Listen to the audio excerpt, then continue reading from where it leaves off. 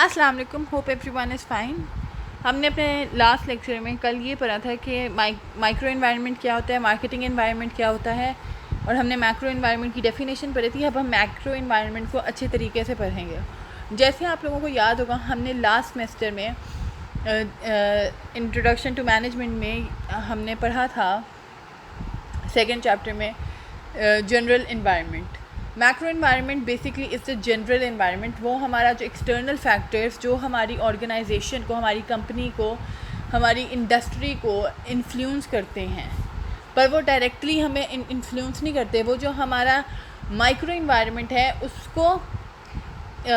उसको जो क्या कहते हैं इफ़ेक्ट करके हमारे इंडस्ट्री को, हमारे मार्केटिंग स्ट्रैटेजीज़ को इन्फ्लुएंस करते हैं, चेंज करने की कोशिश करते हैं। So, the macro environment consists of broader forces that affect the actors in the micro environment. ये डायरेक्टली इम्पैक्ट नहीं कर रहे होते। इसके 6 फैक्टर्स हैं: demographic, economic, natural, technological, political and cultural. सबसे पहले हम देखेंगे डेमोग्राफिक क्या होता है। डेमोग्राफिक उसकी नेम से ही क्लियर हो रहा है हमें थोड़ा सा कि डेमोग्राफी, सबसे पहले जो डेमोग्राफी है वो क्या होता है। वो स्टडी है ह्यूमन पॉपुलेशन की, कि ह्यूमन पॉपुलेशन जो है उसकी जो तालीम है उसको कहा जाता है डेमोग्राफी। कि ह्यूमन पॉपुलेशन का साइज़ क्या है, उनकी डेंसिटी क्या है, लोकेशन कहाँ पे वो लोकेटेड हैं, एज ग्रुप्स क्या है, जेंडर को क्या है, रेस क्या है, ऑक्यूपेशन क्या है, और मुख्तलिफ स्टैटिस्टिक्स होते हैं जिनके हिसाब से आप डेमोग्राफ कर सकते हैं, सेगमेंट कर सकते हैं पर्टिकुलर अपनी मार्केट को। मार्केटिंग के लिए डेमोग्राफिक एनवायरनमेंट को समझना बहुत इम्पॉर्टेंट है। उसको ये जानना इम्पॉर्टेंट है कि वो कौन सी मार्केट को एम कर रहा है, वो कौन से लोगों को एम कर रहा है, वो कौन सी लोकेशन को एम कर रहा है, वो कौन से एज ग्रुप को एम कर रहा है, वो कौन सी जेंडर को एम कर रहा है, वो कौन से इनकम रिलेटेड जो ग्रुप है, इनकम स्केल जिनका है, उनके हिसाब से वो किस इनकम स्केल के लोगों को एम करने की कोशिश कर रहा है। So, demography is the study of human populations in terms of size, density, location, age, gender, race, occupation and other statistics. The demographic environment is important because it involves people and people make up markets. Demographic environment इसलिए important है क्योंकि ये लोगों से related और लोगों से ही तो मार्केट बनती है। इसमें उन्होंने कहा कि एज कि किस एज के बंदे को आप टारगेट करना चाह रहे हैं। जैसा मिनी माइनर हो गया, हॉप स्कॉच हो गया, ये वो ब्रांड्स हैं जो छोटी उम्र के, छोटी एज के बच्चों को, किड्स का ब्रांड है और किड्स को ये केटर करता है। जैसा पेपरलैंड है वो किड्स को केटर करता है, और बीच ट्री आ जाता है जो एडल्ट्स को केटर करता है। तो आप कौन से एज ग्रुप को आपकी जो टारगेट मार्केट है वो कौन से एज ग्रुप की है। फ़र्ज़ करें अगर पॉपुलेशन ज़्यादा हो रही है और आपका कह लें बच्चों के कपड़ों का ब्रांड है, तो आपके लिए अपॉर्चुनिटी है कि जैसे जैसे पॉपुलेशन इंक्रीज़ करेगी तो आपके पोटेंशियल यूज़र्स, आपके पोटेंशियल कस्टमर्स इंक्रीज़ करेंगे। जैसे जैसे आपके पोटेंशियल कस्टमर्स इंक्रीज़ करेंगे तो अपॉर्चुनिटी इंक्रीज़ होगी कि वो आपके ब्रांड की तरफ ज़्यादा आएंगे, वो आपके कपड़ों की तरफ ज़्यादा आएंगे। तो एक मार्केटिंगर के लिए ये चीज़ समझना कि what kind of demographic changes are emerging, कौन से ट्रेंड्स आ रहे हैं, डेमोग्राफिक ट्रेंड्स कौन कौन से आ रहे हैं मार्केट में और वो कैसे इमर्ज कर रहे हैं, ये मार्केटिंगर के लिए समझना बहुत ज़रूरी है। डेमोग्राफिक ट्रेंड्स इंक्लूड एज, कि कौन सी एज के लोगों की क्या चॉइसेस हैं, क्या प्रेफरेंसेस हैं, वो क्या चाहते हैं, आप कौन सी एज को टारगेट कर रहे हैं, और वो जो टारगेट मार्केट है, जो आपकी टारगेट एज मार्केट है, वो क्या चाह रही है। फैमिली स्ट्रक्चर, फैमिली स्ट्रक्चर से हम ये इसका एग्जांपल ये हो सकता है जिसमें पहले ज़मानों में जॉइंट फैमिली का ट्रेंड बहुत ज़्यादा होता था, पर अब आहिस्ता आहिस्ता जॉइंट फैमिली से ट्रेंड इंडिविजुअली या लहता रहने की तरफ ज़्यादा रुझान आ रहा है। तो पहले जो ये होम अप्लायंसेस की जो होते थे, इनके बिजनेस इतने नहीं चलते थे, इनका इतना नहीं होता था कि अब एक घर में एक ही टीवी आना है, एक ही वॉशिंग मशीन आनी है, एक ही स्टोव आना है, एक ही एसी लगना है और सारे घर ने उसी को यूज़ करना है। बट अब जैसे जैसे लोगों की चॉइसेस प्रेफरेंसेस चेंज हो रही हैं, फैमिली स्ट्रक्चर्स चेंज हो रहे हैं, वैसे वैसे लोगों की चॉइसेस चेंज हो रही हैं। अब हर किसी को अपने कमरे में एसी चाहिए, हर किसी को अपने कमरे में टीवी चाहिए, हर किसी को अलहदा रहना है तो उन्हें वॉशिंग मशीन चाहिए, डिफरेंट होम अप्लायंसेस चाहिए। तो जैसे जैसे ये फैमिली स्ट्रक्चर में चेंजेस आते हैं, ट्रेंड्स चेंज होते हैं, तो क्या होता है कि आपके लिए जो होम अप्लायंसेस वाले हैं इनके लिए अपॉर्चुनिटीज़ अराइज़ करती हैं।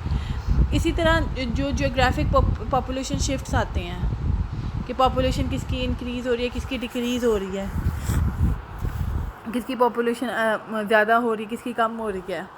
फिर उसके बाद जो एजुकेशनल करैक्टरिस्टिक्स है, पहले को ज़माने में लोग कम पढ़ते थे, पढ़ाई का इतना रुझान नहीं होता था, इसलिए स्कूल्स वगैरह इतने नहीं होते थे। अब आप देखेंगे कि हर एरिया में आपको स्कूल मिलेगा, अच्छे से अच्छा, छोटे से छोटा, भरे से भरा। हर जो कैटेगरी ऑफ पेइंग जो लोग हैं, हर इनकम के लोगों के लिए उनके लेवल का स्कूल बना हुआ है।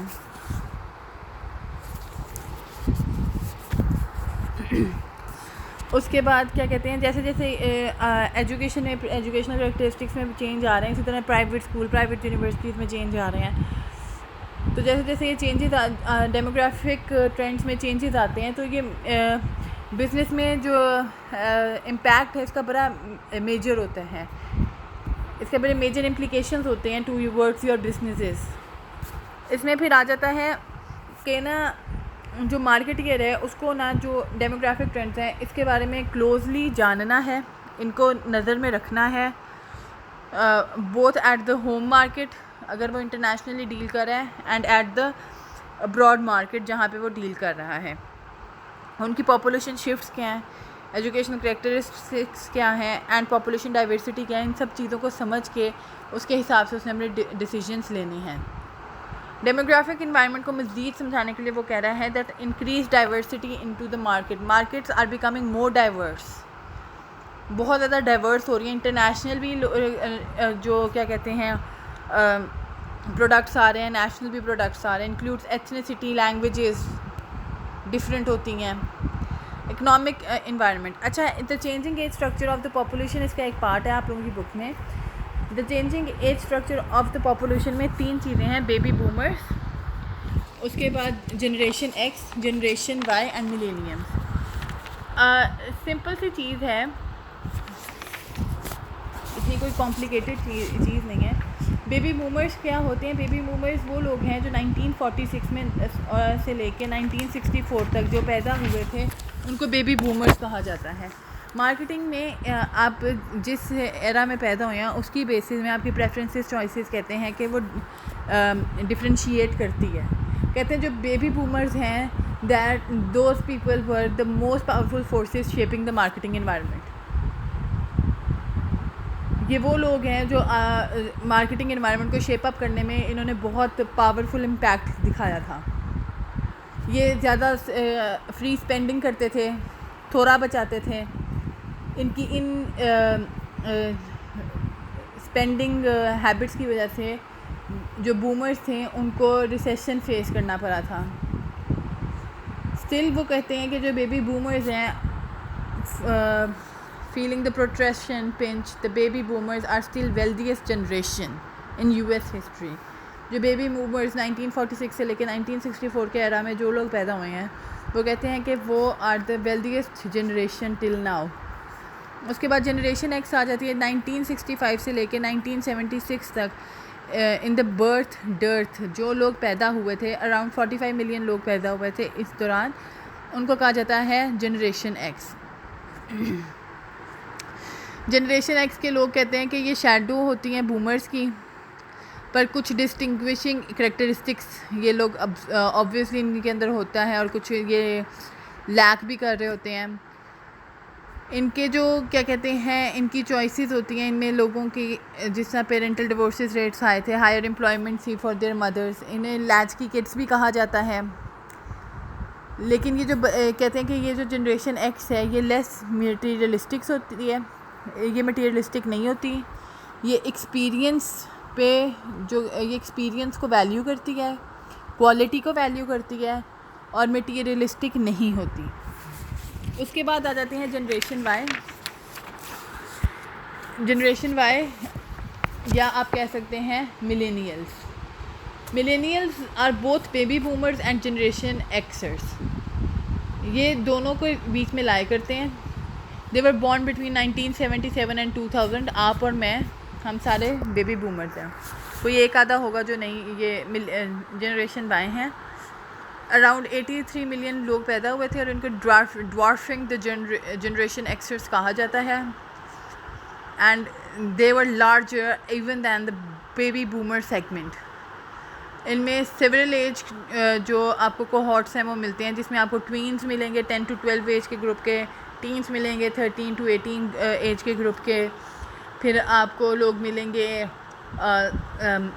यंग एडल्ट्स 19 to 33 एज के ग्रुप के, जैसे मैं होगी और कुछ आप लोगों में से भी लोग होंगे।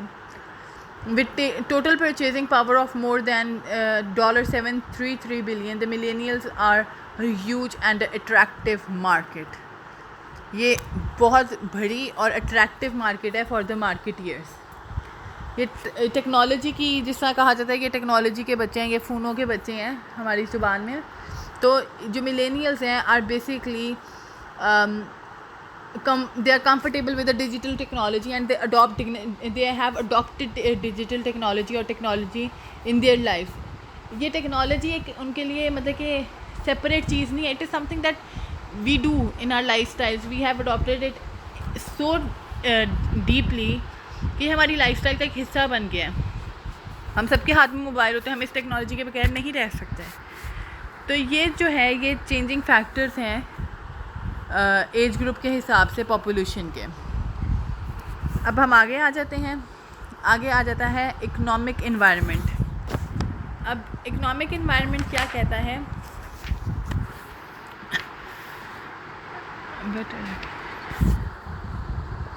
इकोनॉमिक इन्वायरमेंट से एक दो और चीज़ें हैं जो आप लोगों के ये बुक में हैं, जैसे पेज नंबर 74 में अगर आप देखें, जोग्राफिक शिफ्ट्स इन पॉपुलेशन के, जैसे जो आपकी जो पॉपुलेशन है उसमें जोग्राफिक शिफ्ट्स कैसे आ रहे हैं कि जिस तरह जो आपके देहातों से शहर पे लोग कितने ज़्यादा आ रहे हैं, एक जगह से दूसरी जगह लोग कैसे शिफ्ट कर रहे हैं। जैसे अगर वो आपकी जो टारगेट जो आपकी मार्केट है उधर अगर आ रहे हैं तो आपके लिए पोटेंशियल बायर्स इंक्रीज़ कर रहे हैं। So the great migratory movement between और within the countries is known as the geographic shifts. उसके बाद आ जाती है better educated, more white collar, more professional population. So the thing is that the population is becoming more educated, better educated. पहले ज़मानों में इतनी पढ़ाई का रुझान नहीं था, लेकिन अब लोग पढ़ाई को वैल्यू कर रहे हैं और पढ़ रहे हैं। So educated people क्या करेंगे? They will increase the demand of quality products. They will increase the demand of books, travels, computers and internet services. उनको नो हाउ होगी, वो बेटर अंडरस्टैंडिंग होगी, वो क्वालिटी मांगेंगे इन अ गुड प्राइस, ना कि कोई भी चीज़ ऐसे ही उठा लेंगे। डाइवर्सिटी बहुत आ रही है, इंक्रीज़ कर रही है डाइवर्सिटी, जिसमें आ जाता है कि countries very in their ethnic and racial makeup. जैसे कि जापान में सारे जापानीज़ हैं, लेकिन यूनाइटेड स्टेट्स में सारे अमेरिकन्स नहीं हैं। उसमें हर डिफरेंट कल्चर से, डिफरेंट इलाकों से, डिफरेंट कंट्री से लोग आके अमेरिकन्स यूनाइटेड स्टेट्स में रह रहे हैं। वो कह रहे हैं कि जो यूनाइटेड स्टेट है it's something like a salad bowl, क्योंकि इसमें वेरियस ग्रुप ऑफ पीपल हैं that have mix together and have maintained their diversity. कैसे उन्होंने मेंटेन की अपनी diversity? By retaining their and valuing their important ethical norms and cultural differences. अपनी उन्होंने cultures को नहीं छोड़ा, उनको अपनी एथनिसिटी को अडॉप्ट करके रखा है और उनको वैल्यू वो करते हैं। उसके बाद अब हम आ जाते हैं इकोनॉमिक में। जो हमारे इकोनॉमिक इन्वायरमेंट है, ये हमारी वीडियो थोड़ी लंबी हो रही है, वो हम दूसरी में